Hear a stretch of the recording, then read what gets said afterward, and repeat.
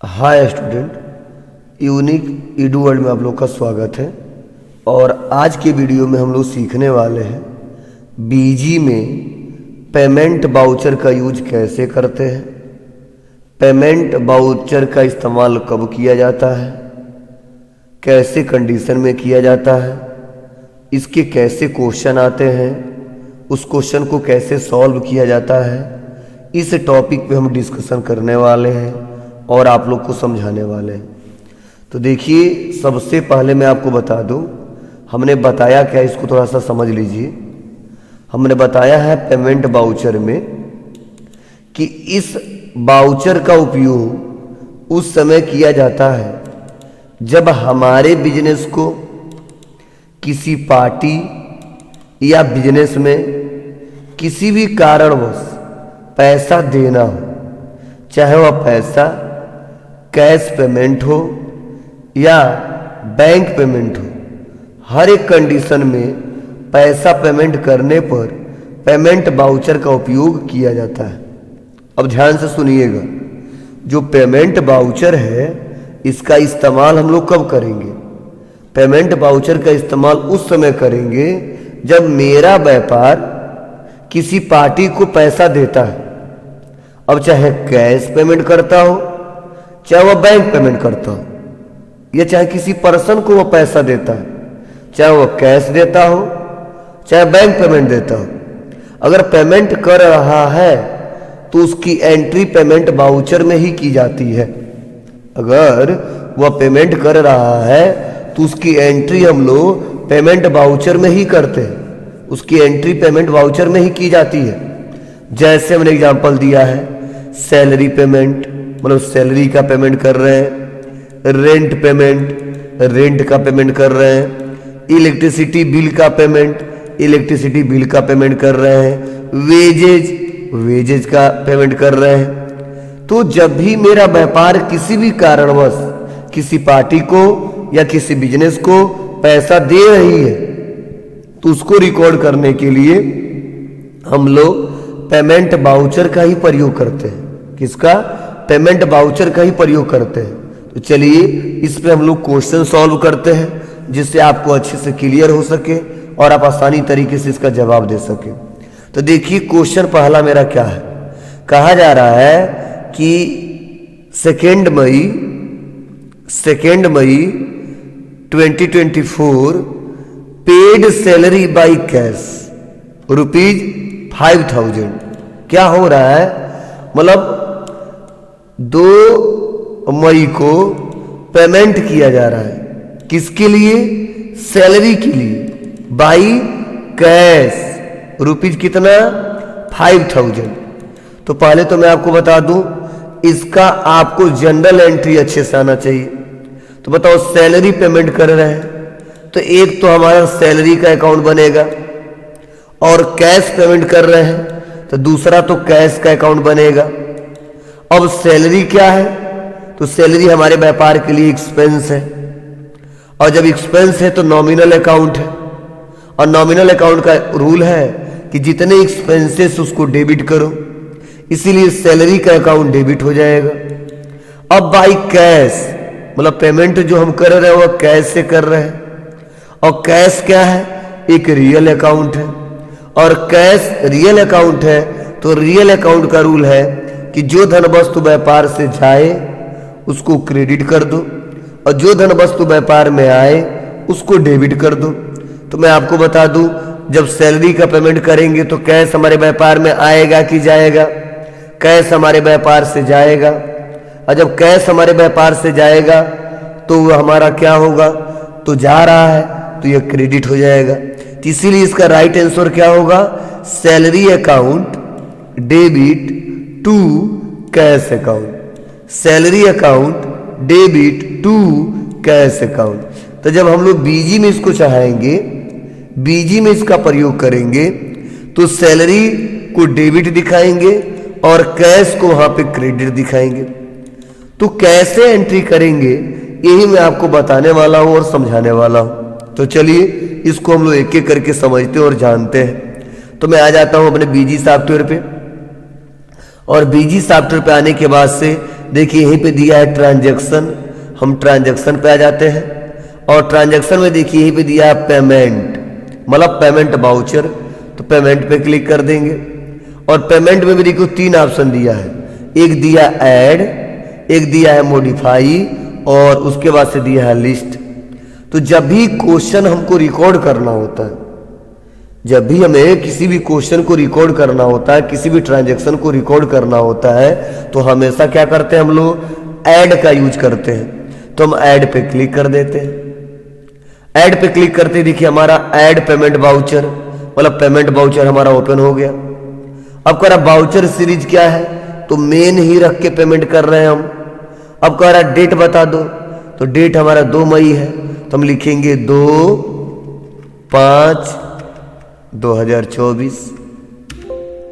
अब देखिए यहां पे यह कहा जा रहा है कि you are using demo copy and can feed data for 15 days only, मतलब यह हमारा एजुकेशनल मोड है। तो इसीलिए जब हमने डेट डाला है अगले महीने का अप्रैल से, तो ये एक्सेप्ट नहीं कर रहा है, क्योंकि एजुकेशनल मोड हम लोग इस्तेमाल कर रहे हैं, सीख रहे हैं। तो कोई बात नहीं, हम 2 अप्रैल कर देते हैं, 2/4 कर देते हैं और इंटर बटन दबा देते हैं। मतलब आप लोग का जब लाइसेंस वाला हो तो आपका जो डेट है वही डेट एक्सेप्ट करेगा, लेकिन हम लोग एजुकेशनल मोड पढ़ रहे हैं जिससे अच्छे से इसको सीख ले, इसीलिए यहाँ पे 15 दिन से ज्यादा का कोई डेट एक्सेप्ट नहीं कर रहा है। अब कह रहा है जीएसटी नेचर, तो हमने बोला नॉट अप्लीकेबल। अब उसके बाद से देखो यहाँ पे दिया है डी, मतलब डी का मतलब होता है यहाँ पे डेबिट और सी का मतलब होता है यहाँ पे क्रेडिट। तो डेबिट किसको करना है, तो डेबिट हमें सैलरी को करना है, किसको, सैलरी को करना है। तो इसलिए हम यहाँ पे आ जाएंगे और ले लेंगे सैलरी अकाउंट।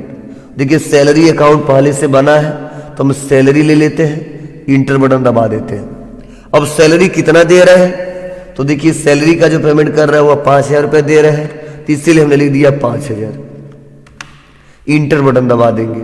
मैं आपको बता दूं बीजी में कुछ लेजर ऐसे होते हैं जो पहले से बने होते हैं, तो आप लोग एक बार सर्च कर लीजिएगा, टाइप करिएगा। अगर पहले से बना है तो बनाने की जरूरत नहीं है, और अगर नहीं बना है तो आप इसको बना लीजिएगा। अब इंटर दबा देंगे, सी आ गया, मीन्स क्रेडिट किसको करना है, तो इंटर दबाएंगे।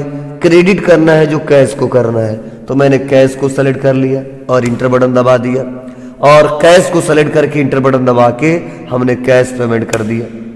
अब यहाँ पे ध्यान दीजिएगा कि यहाँ पे हमने सैलरी को क्या किया है, डेबिट कर दिया है, हमने कैश को क्या कर दिया है, क्रेडिट कर दिया है। तो इस प्रकार हमारा आंसर क्या है, salary account debit to cash account. या हमने बताया सैलरी को डेबिट किया और कैश को हमने क्रेडिट किया। इस प्रकार अगर नरेशन आप लिखना चाहते हो तो लिख सकते हो, और नहीं तो इंटर बटन दबाओगे। लॉन्ग नरेशन लिखना है तो लिख सकते हो, being salary paid by cash. आप लिख के इसको क्या कर सकते हो, सेव कर सकते हो। कोई जरूरी नहीं है लिखना, आप समझदार हो, समझ गए हो क्वेश्चन को, तो आप इसका प्रॉपर सेंटेंस बना सकते हो। अगर नहीं समझे रहोगे तो नहीं बना पाओगे। अब हमने इसको सेव कर दिया, सेव करते ही देखिए क्वेश्चन सेव हो गया।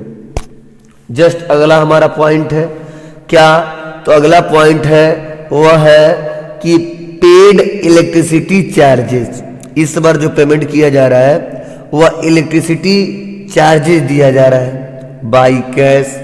रुपीज कितना, तो रुपीज बताया जा रहा है 1000। तो फिर से हम यहाँ पे आएंगे और इंटर बटन दबाएंगे, और इंटर बटन दबाने के बाद से आप ले लेंगे इलेक्ट्रिसिटी।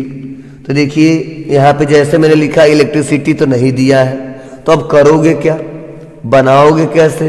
तो मैं आपको बता दूं कि जब भी हमको डायरेक्ट कोई लेजर बनाना होता है या डायरेक्ट कोई आइटम बनाना होता है, तो बीजी में F3 बटन का यूज करते हैं। किसका, F3 बटन का यूज करते हैं, यह ध्यान रहे। तो चलो मैं आता हूं और F3 बटन दबाता हूं, और जैसे F3 बटन दबाऊंगा हमारे सामने ऐड अकाउंट मास्टर का देखिए इंटरफेस ओपन हो गया। अब यहां बनाएंगे इलेक्ट्रिसिटी बिल, इलेक्ट्रिसिटी बिल, और इंटर दबा देंगे। अंडर ग्रुप पूछ रहा है तो इनडायरेक्ट एक्सपेंसेस है, तो हमने डाल दिया क्या, इनडायरेक्ट एक्सपेंसेस। तो देखिए यहां पे ऑप्शन आ रहा है, इंटर दबाते हैं, यहां पर हम ले लेते हैं क्या, इनडायरेक्ट एक्सपेंसेस। तो यहां पे देखिए कई सारे हमारे लेजर यहां पे ग्रुप दिखाई दे रहे हैं, और यहां पे ले लेते हैं एक्सपेंसेस में इनडायरेक्ट और इंटर बटन दबा देते हैं।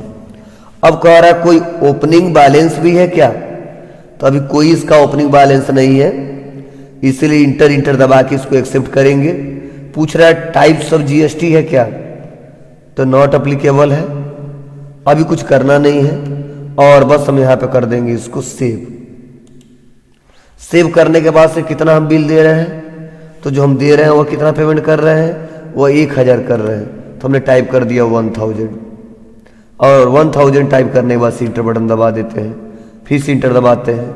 अब यहाँ पे देखिए क्रेडिट, तो क्रेडिट किसको करना है, तो कैश को करना है, तो हमने कैश कर लिया, और कैश करने के बाद से यहाँ पे क्रेडिट हो गया। तो इस प्रकार हम आसानी तरीके से इसको सॉल्व कर सकते हैं, और हम यहाँ पे हम सेव कर दिए।